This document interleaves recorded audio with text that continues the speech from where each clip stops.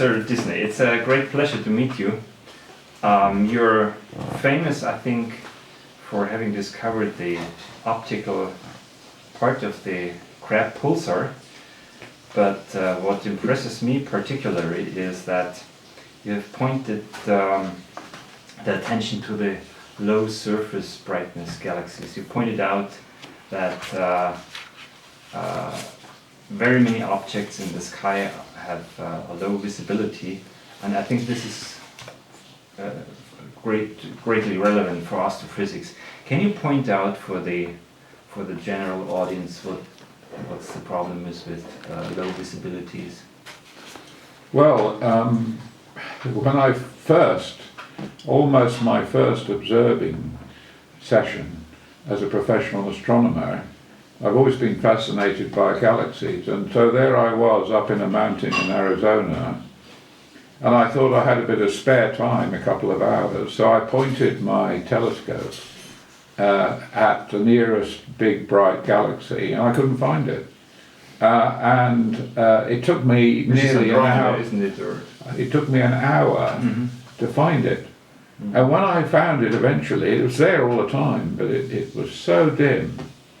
I was absolutely staggered. I thought, awed by the fact that men could study these things at all, and amazed that God, or whoever organized the universe, had made them just visible and no dimmer. If they'd been even slightly dimmer, we wouldn't know them at all. But of course, when I thought about it later, I thought, well, it can't be a coincidence. Perhaps we're only seeing the ones which are visible, and all the rest of them are not. And I thought about this for 5 or 6 years, and then I gave a lecture about it, and somebody in the audience, a very clever man, got up and said, you can't talk nonsense like that, you have to give it some logical foundation. So I went and worked out the mathematics of how you see galaxies, and there was this astonishing coincidence that according to my little theory, which was published in Nature in 1976, all the galaxies we should see all ought to have this same exact surface brightness. And when I went and looked at the observations, they all fitted this. And this seemed to be, it couldn't be a coincidence.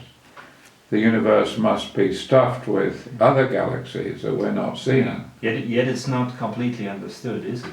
No, I mean, we're so close. I thought at the time, in my naivety, that we would settle the problem within 5 years. And here we are, 40 years later.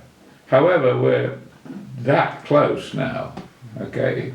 So I was lucky enough last year to go to the VLA, the Very Large Array Radio Telescope in New Mexico. And I think we've at last discovered some of these galaxies. And I anticipate that over the next 5 years, hundreds of them will turn up, thousands, okay?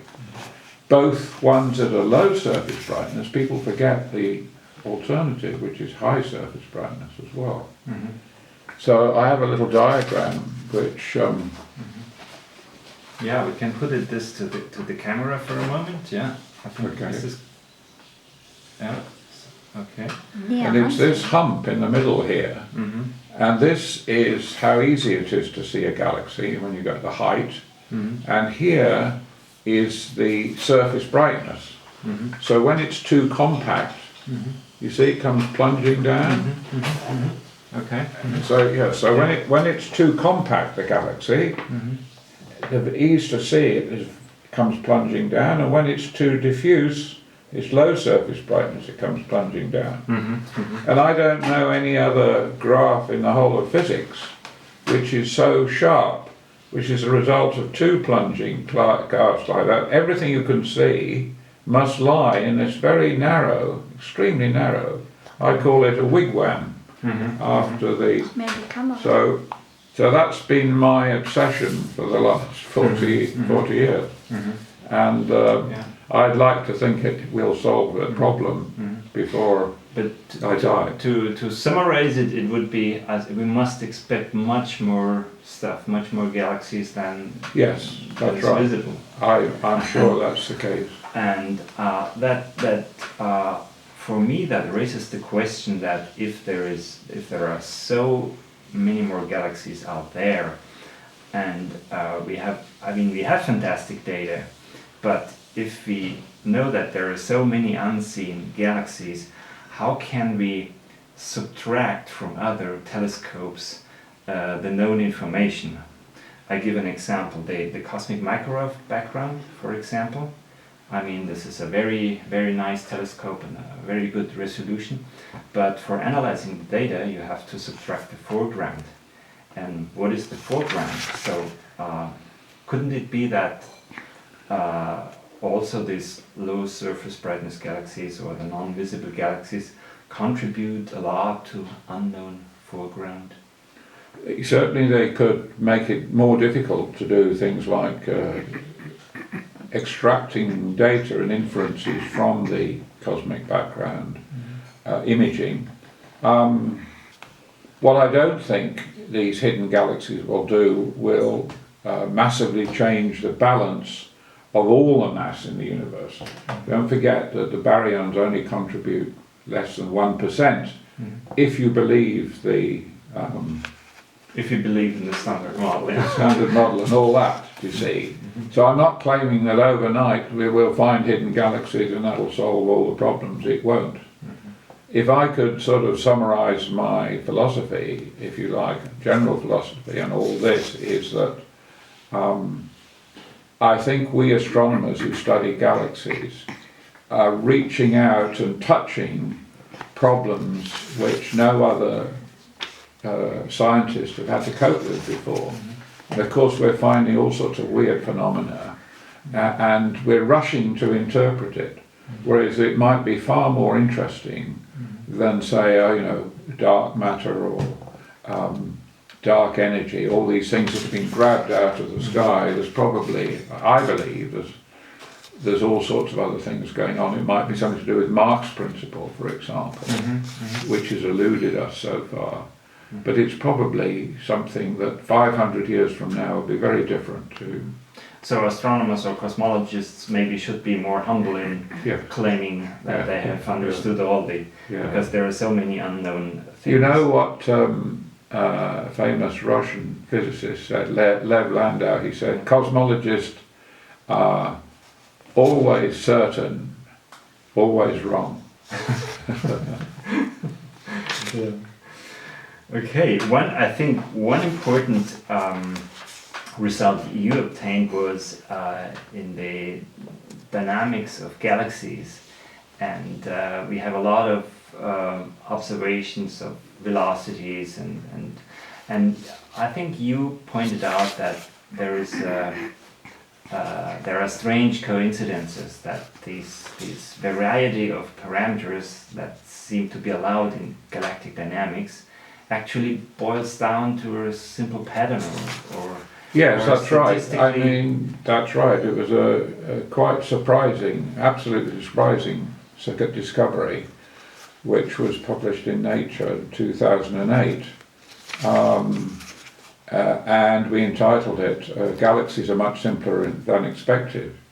Now, nobody was more surprised about it than I was. And I spent 2 years wondering, whether we'd made some terrible mistake, because it was so surprising. There, if you look at a galaxy, you see how complicated it is. It's full of stars and smoke, and it's rotating, and we know that it's got all sorts of things in it, possibly dark matter and so forth. Then to discover that they're controlled by a single parameter, and I don't think there's any way of escaping from that, is a complete shock. And until people come to some sort of understanding of that, I think that using galaxies to tell simple stories about cosmology is a very dangerous thing to do. Yeah. To me that means that the usual interpretation as of the flat rotation curves as dark matter is too simple. It's too naive. Yes. And although the rest of physics seems to be interested only in, well, there is some dark matter, we have to detect it in the laboratories. But actually, do you think that one single dark particle could resolve all these problems? I don't know. What I can tell you is that the people actually working in galaxies are much more skeptical about CDM, which is a standard model of galaxy formation. Cold dark matter, yeah. But we're in a dreadful position because it's almost become a religion now. Okay, and so I know young astronomers who tell me I don't believe any of this stuff about CDM. But if I don't subscribe to it in my applications for money and, more importantly, telescope time, I don't get it. And that's really worrying. We like to think of ourselves as being enlightened and tolerant today. But it seems to me, really, when you get down to it, too many people's careers are wedded, if you like, to a theory with very flimsy foundations. Yeah. And they don't want, to find out that what they've been doing for the last 20 years is quite wrong, see. So there's this very dangerous, I have to say. It's always been the same in the past, and I don't think it's any different today. Yeah. A big sociological component in opinion building, opinion forming. Absolutely, yes. I'm very certain that is true. Yeah. I also noticed that the elderly scientists, they tend to be more open, more frank about their. if you meet say astronomers or cosmologists in the 30s, in the 40s, the young, the ambitious, it's hard to get out a critical statement. Yes, I mean that's absolutely right. I've just finished writing a book about the scientific method, and one of the things was to look at the sociological aspect of all this. And it's the young people who are the most conservative. And you can understand that. That's absurd in a way, isn't it? Yes, it seems surprising, but in fact it's absolutely explicable, because you desperately need a job, right? You have to get a result, right? You don't want to be told, 5 years into your career, when you're a young postdoc, that what you've been doing is all wrong, okay? You could lose your working life, your career, and so they want to know that what they're doing is nearly the final brick, in the building, and they're going to top it off, and everybody's going to clap, and it's not the case. The older people who have a job and all that sort of thing, they don't have any of those pressures on them. Some of them, nevertheless, are very conservative, but they wouldn't be surprised, and I don't think they'd be all that hurt if the whole thing was turned over, and how exciting it might be.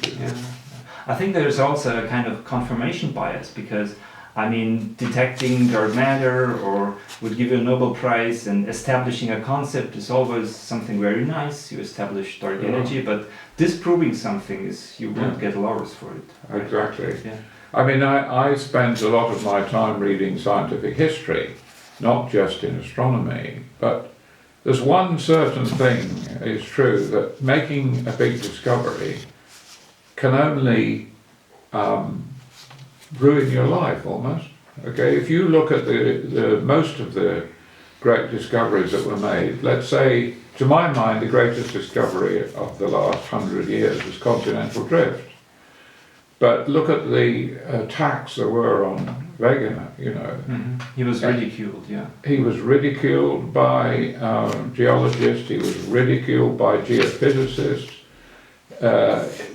He wasn't a professional earth scientist like they were. Tellingly, Yes, but he was a wiser man, because he said that if we're going to solve the problem of the early Earth, we have to take information from many different fields, and that's right. Yeah, absolutely right. But because his opponents didn't do that, they seized on single things. The British and Americans particularly, I think, were very, they held up progress for a very long time because they seized on a single thing. Somebody pointed out that the Earth is solid because it transmits seismic waves. But that all it means is it's solid on the basis of a few seconds or tenths of a second. If they'd gone for a walk in the Alps near where you live, they would see all these folds that or in my country, you can see that rock is plastic of a long time scale. You see, but they didn't want to know that. Yeah. So we observe that in history we have these dead ends lasting for 50 years. Well, Max 2,000 Planck, years. Or... you know what Max Planck said? He said that science advances funeral by funeral. I think there's some truth in that. Well, there are institutions that do not die. Yes, exactly. That's right. There is an argument that, you know, large establishments and institutions should be closed down after a certain amount of time because they're causing more inertia than they were intended to.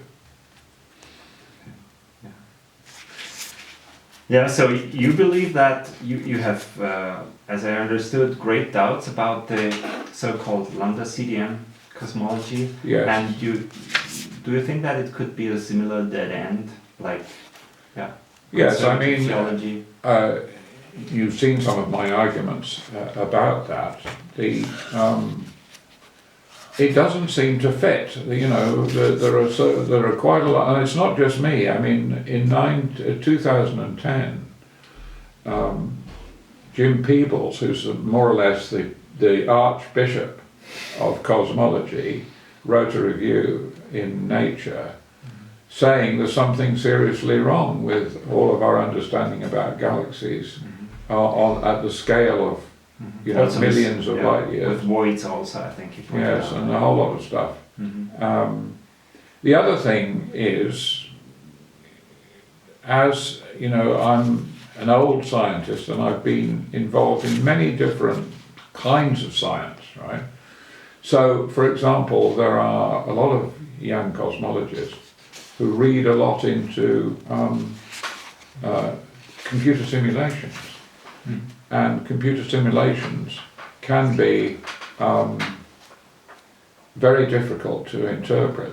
So they see all these filaments, you know, and they say, oh, there we are, that shows you that cold dark matter is right, doesn't show anything of the sort. We can produce computer simulations which show filaments in the piece of the universe which is 1 centimetre cubed. And they were all explained back in the 1960s by a very clever Russian astrophysicist, Yakov Zeldovich. Has nothing to do with dark matter or anything else. They purely come about from the balance between pressure and gravity. And so when gravity overwhelms pressure, you get filaments. End of story, simple story. Yeah. So when you see cosmologists calling on such evidence as, you know, almost definitive proof, I nod my head. Then a lot of dark things. I think the most part of the matter in the simulations is dark matter and dark energy. So when asked, they try even to keep out the ordinary matter. Yes, well, I think you've got to be. There's a basic problem, if I may say so, which is more fundamental than cosmology or particle physics, and that is ignorance of the scientific method. Right. If we want to evaluate some hypothesis, whatever it be, CDM or something else completely different, we need some kind of agreed procedure.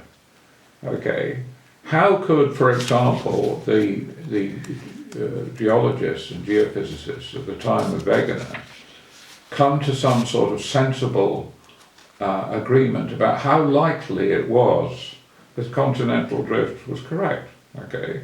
Can we put the clues together and find out that it's very unlikely to be true, or it's very likely to be true, or it's in the balance, right? And there's no such procedure.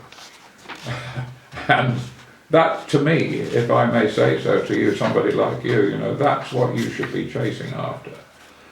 Science at the moment is in a very extraordinary position, which it believes there is a scientific method, but nobody actually will even talk about it. No scientists will talk about it, and they don't agree what it is, you see. Well, there are intelligent people who have written books about Thomas Kuhn's the structure of scientific revolutions, and he pointed out the model developing and the increase of complication and free parameters. Isn't this what we actually see? Well, yes. I mean, the snag is, and it's a very important one, is that the whole discussion of the scientific method has moved out of science into philosophy departments and so on like this, and people who actually do science know what it's like. So people like Thomas Kuhn, fine, it's okay, but I mean, he changed his mind at the end, and I think it's more or less useless, that kind of discussion, all right, not just Kuhn. Scientists themselves who do science and successfully do science, they're the ones who are responsible for finding how they do it, right? Yes, it helps philosophers poke around inside and they point out that there are sociological factors and so on. But I don't think that is the real problem. The real problem is that when scientists look into the scientific method and they realise the problems involved, they turn their backs on it. Okay, they want to believe there is one, but they don't want to put their opinions down on paper, right? Because they get attacked. Yeah, this is one thing that sociologists point to, that there is much more communication than is evident from the publications. Isn't this? Yes. So it would be an interesting subject to study. Yeah, if you mean that how do people come to a consensus, right? A good case in point at the moment is global warming, right? Now it would seem, my son is an environmental scientist. We have to convince the public, or the environmental science have to convince the public that they should do something serious about global warming. But how can they really do that if they can't explain to the general public how they have reached a consensus amongst themselves? We know that everybody doesn't agree about global warming. We know there are serious problems with the theories about how global warming is caused and so on. Nevertheless, there's a sort of consensus among the people who are probably best able to make a decision. But they can't explain how they reached that consensus, you see. So it allows people like, these, particularly in America, to say, oh no, it's all wrong because not everybody agrees with it, therefore it's wrong, you see. We needn't do anything. Now that's wrong too. But so it's this process by which a consensus has been reached that's crucial. And everybody, educated person in the world, every voting person in the world needs to understand why the majority of qualified people think global warming is caused by excess CO2. And until we can, Well, climate science is obviously a very complicated, very difficult problem to deal with.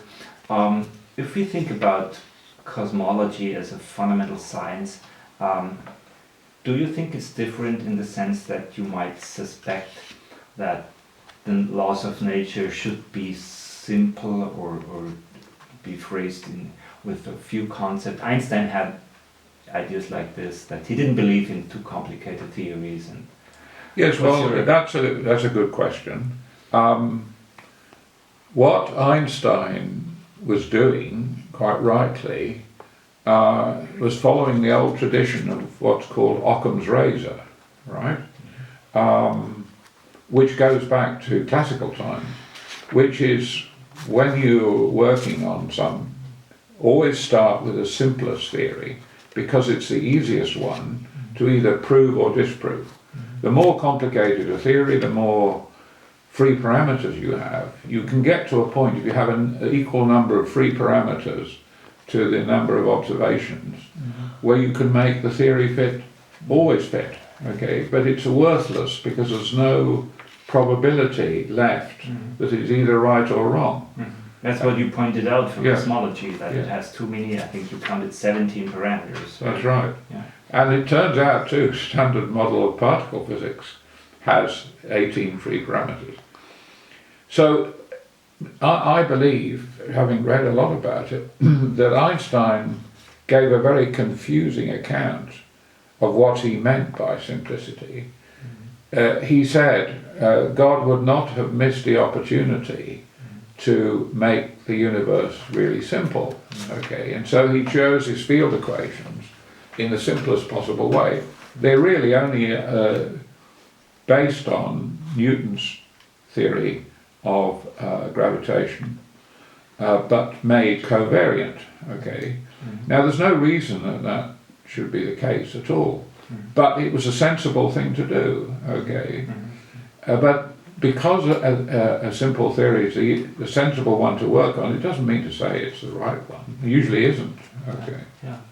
Well, I mean, I refer to the later writings of Einstein in 1945. He wrote some letters to a student of philosophy, and his argument was that he didn't like the idea of unexplained numbers.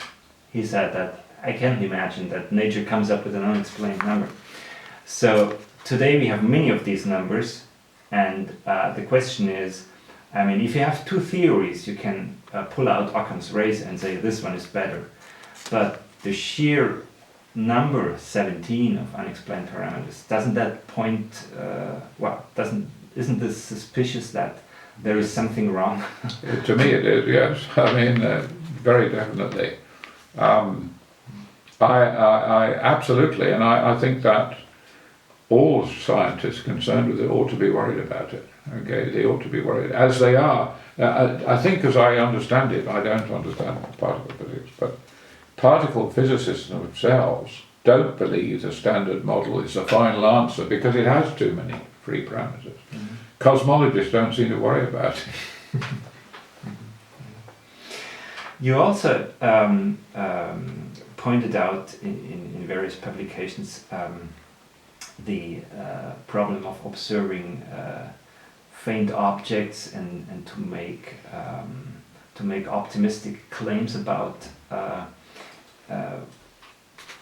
We have now observations. If you go back to the Big Bang, we have now observations of, say, 380,000 years after the Big Bang at best, and but people are nevertheless talking about the first very tiny fractions of seconds of the beginning of the universe. What's your opinion about that? Well, I think that's a very good point. They're impressed for the wrong reasons, right? Time is really logarithmic, okay? So you should measure things in terms of logarithms, not in terms of linear. So, for example, it may sound impressive to the layman that we know something about the universe when it's, let's say, 3 minutes old, or a tenth of a second old, or whatever.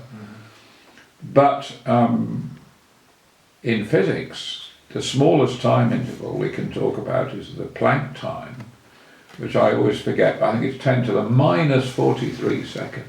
Right? Exactly, yeah.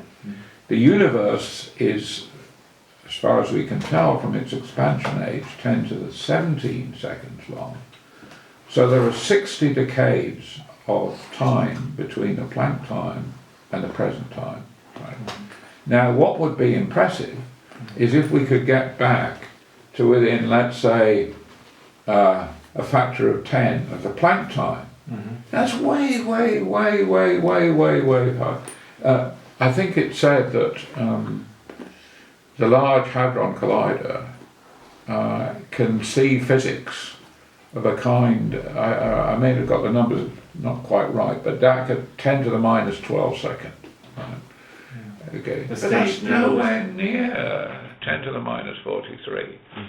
And this logarithmic time, I think it's a very important point. That's how we should think, all right? Not in terms of seconds, okay? Even human beings live their lives in logarithmic time. If you're an old man like me, my father said to me when he was 90, or over 90, he said, a year in my life is nothing. But when I was 9, it was a whole 1/9 of my life, you see. And so we shouldn't be impressed by things that we've got within 3 minutes or whatever it is. Nowhere near the beginning. The beginning is lost, as I like to say, in the midst of logarithmic time. Now that's not my original insight. So how do you feel when people are talking enthusiastically about these very first fractions of 10 to the minus 40 seconds and tell you what happened? So how do you feel? Well, I mean, if they could get back there, you know, if they could make observations that were relevant to that time, I might be impressed.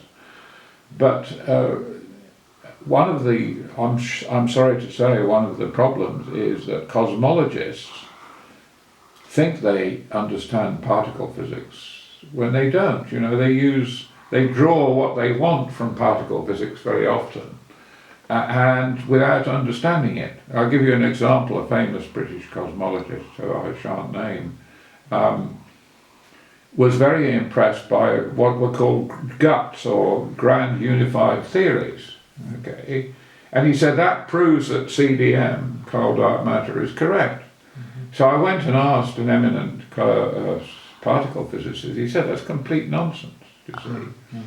So let me be kind, if you like, to all of us, which is, having spent 50 or 60 years working in astrophysics, I know how much there is to learn. There's no chance, it's almost no chance of anybody, I think, having any sketchy idea of both, a deep enough idea of the cosmology and particle physics to be able to unite them. I don't think there's anybody left in the world who could do that, if there ever was.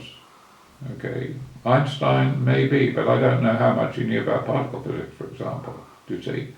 So now it's out of the question, and that is a very difficult thing, isn't it? We're not going to come across some genius, I don't believe in geniuses, but you're not going to come across a genius who's suddenly going to understand it all and put it all together. It's going to be more difficult than that. So you don't see this unification of the same patterns showing up in particle physics and showing up in... Well, maybe one day, and but it will require, the combined efforts of many people. And I'm not putting down particle physics or indeed cosmology. We should work as hard as we can to make observations. What we shouldn't do is keep on declaring we know the answer. Right? There's a wonderful book called The Discoverers by Burstin, Borstin. It's a history of science and exploration. Okay, put them together because they're both Daniel Burstin. And he says, the thing that's held up discovery more than anything else is the belief that we already know the answer, right? And he gives many examples. So nobody's going to explore the world if you believe it's flat, okay? And you're going to fall off the edge, are you, right? So there had to be people around who didn't believe that, and were prepared to take the risk. Otherwise, we would have never got across the Atlantic or the Pacific or anywhere else. And that's very true in science, okay? These people who keep on talking about CDM or whatever it is, what they're doing more than anything else, they're holding up progress, okay? They're welcome to go and believe it if they want to. But if they're stopping people from looking in other directions, then, they're doing a lot of harm, you see. That's my belief, anyway. Probably true, that's true in every...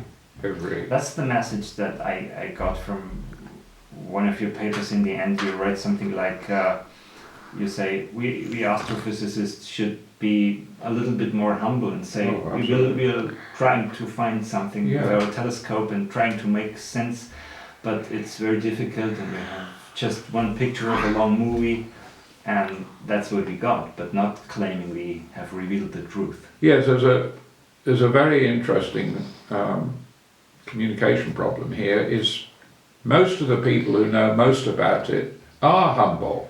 Okay, they're not going to make dramatic statements. They're going to make qualified statements, just like you made. But the press is not interested in those. You see, they want somebody to say, you know, we're there. You know, we've just seen the beginning of the universe, right? And that attracts a lot of attention.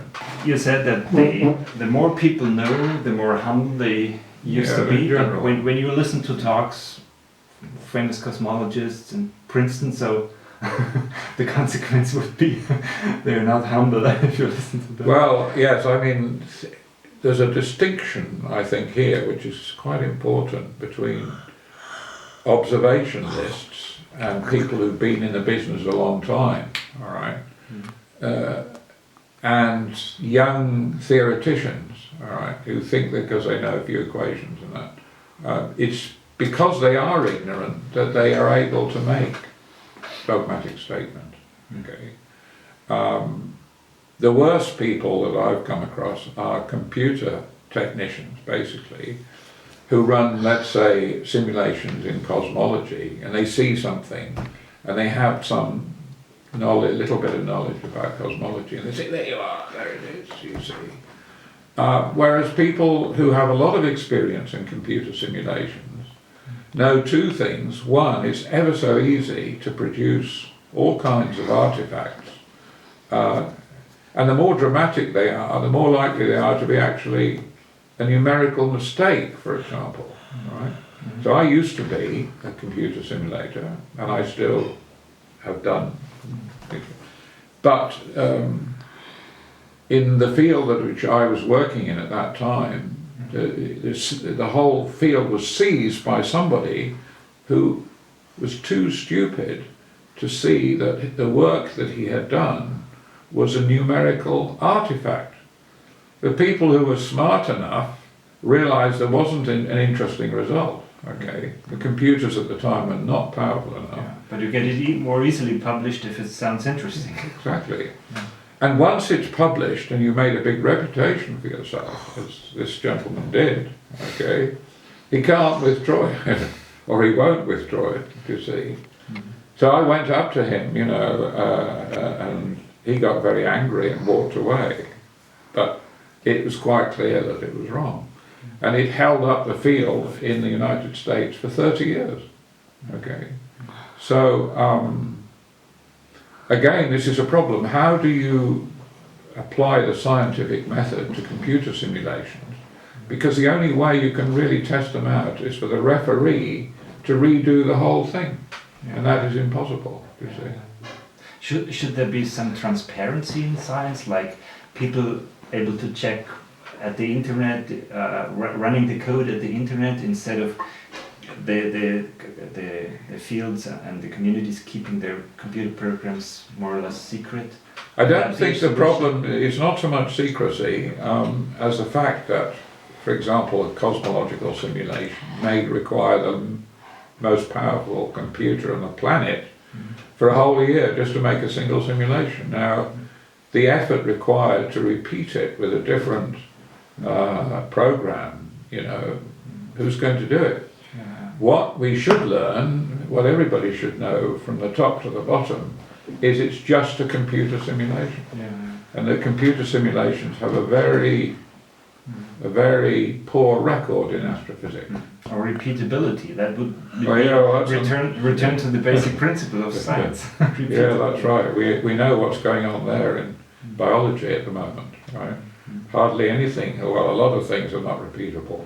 And psychology, I think they've just shown that 60% of all the papers produced in psychology last year turned out reproducible. Were irreproducible.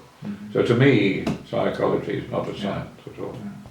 So do you think there is a crisis, to summarize, in cosmology, or even in science somehow?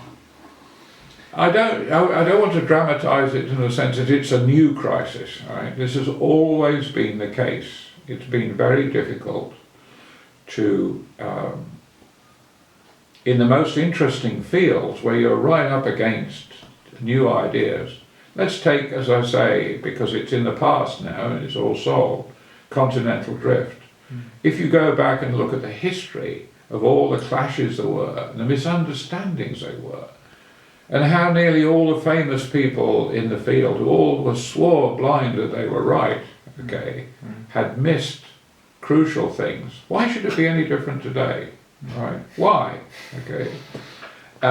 It may become different one day if we can figure out what the scientific method is. Right?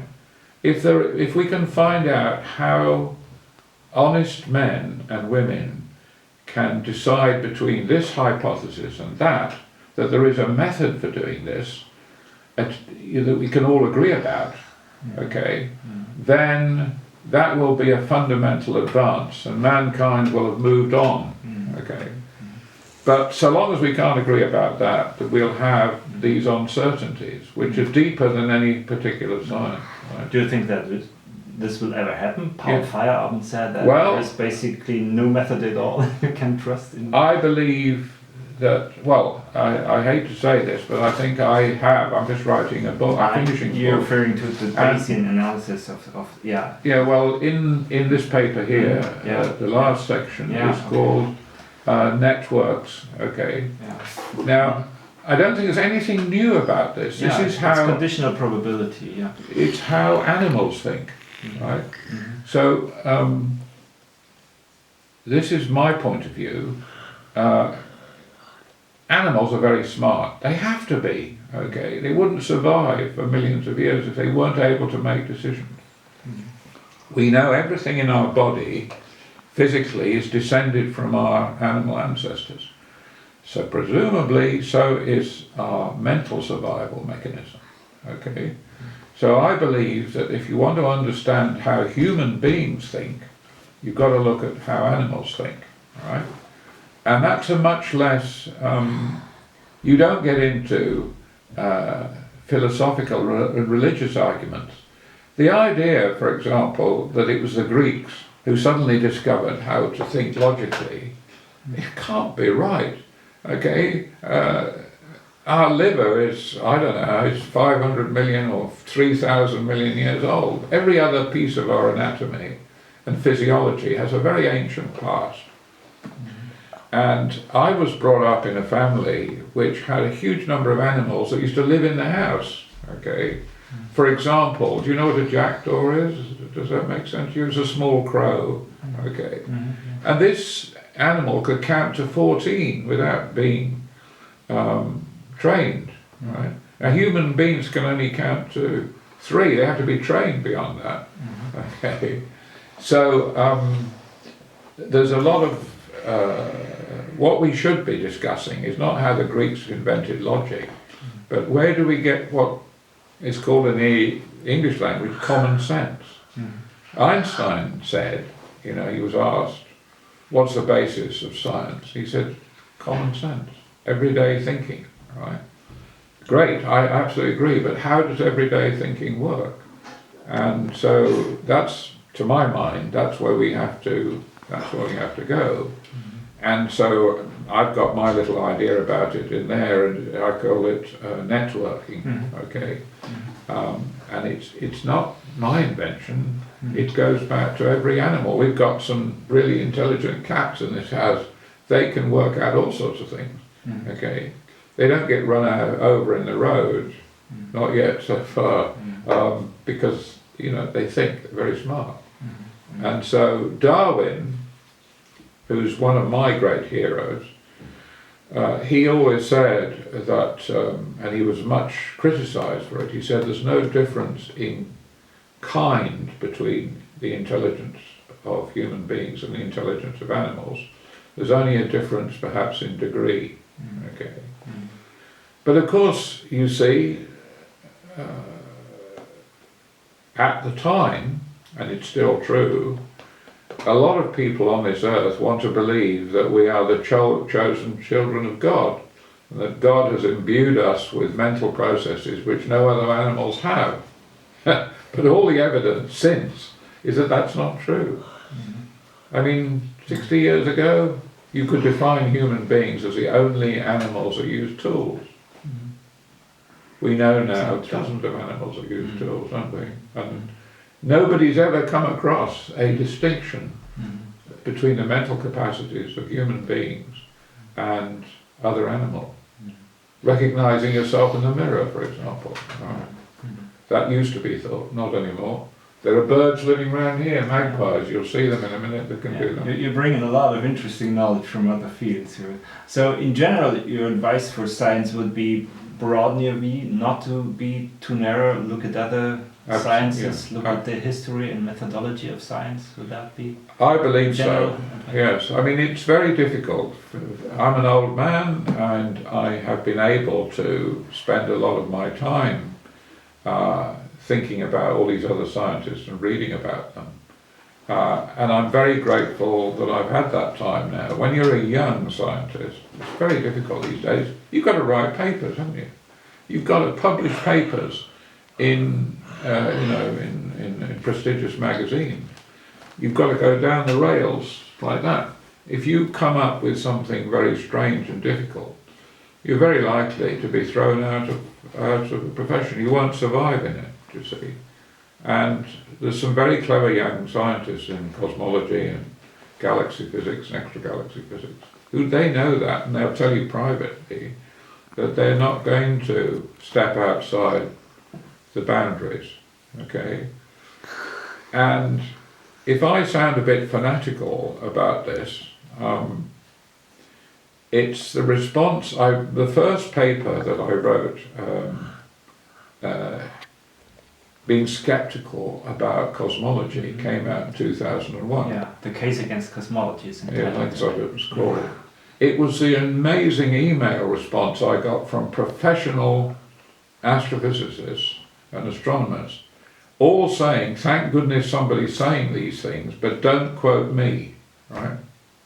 All right, don't quote me. And they know that it's a dangerous thing to do. It's a dangerous thing to do. And that, I suppose, is probably true in other branches of science as well. You see, I don't think astrophysics is unique, right? That's what worries me more than anything else. And the only way to solve it that I can think of is that we should have some kind of agreed method of scientists, of hypothesis testing, if you like, okay?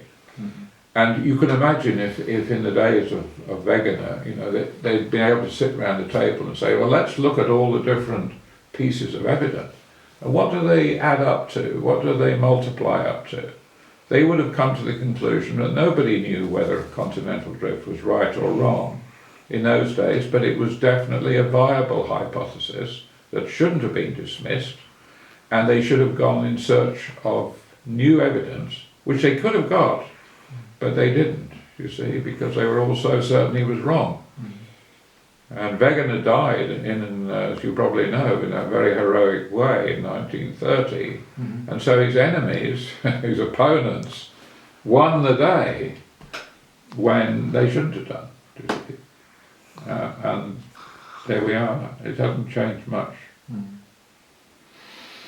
Okay, I think both with your research and also with your skeptic views, you have done a great service to science. Well, I don't know about that, because I don't think many people... Let me think about, honestly, Okay. about All right. sharing your views. Thank you you. very much.